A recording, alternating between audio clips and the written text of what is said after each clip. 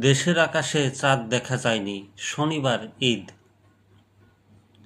দেশের আকাশে কোথাও পবিত্র শাওয়াল মাসের চাঁদ দেখা যায়নি, ফলে চলতি বছর ৩০ রোজা পূর্ণ হচ্ছে এবং আগামী শনিবার ২১ মার্চ দেশে উদযাপিত হবে মুসলিমদের বৃহত্তম ধর্মীয় উৎসব পবিত্র ঈদ উল ফিতর। বৃহস্পতিবার ১৯ মার্চ সন্ধ্যায় রাজধানীর বায়তুল মোকাররম জাতীয় মসজিদে অবস্থিত ইসলামিক ফাউন্ডেশনের সম্মেলন কক্ষে জাতীয় চাঁদ দেখা কমিটির বৈঠক শেষে এ তথ্য জানানো হয়। বৈঠকে সভাপতিত্ব করেন ধর্মমন্ত্রী কাজী শাহ মোফাজ্জল হোসাইন কায়কোবাদ।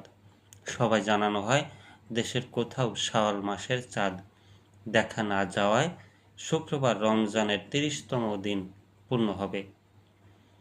হিজরি সালের রমজানে ১ মাস সিয়াম সাধনার পর শাওয়াল মাসের প্রথম দিনে ঈদ উল ফিতর উদযাপন করেন মুসলমানরা। সৌদি আরব সহ মধ্যপ্রাচ্যের বিভিন্ন দেশে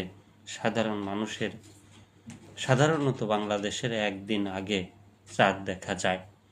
এবার সৌদি আরবে ঈদ উল ফিতর হবে শুক্রবার।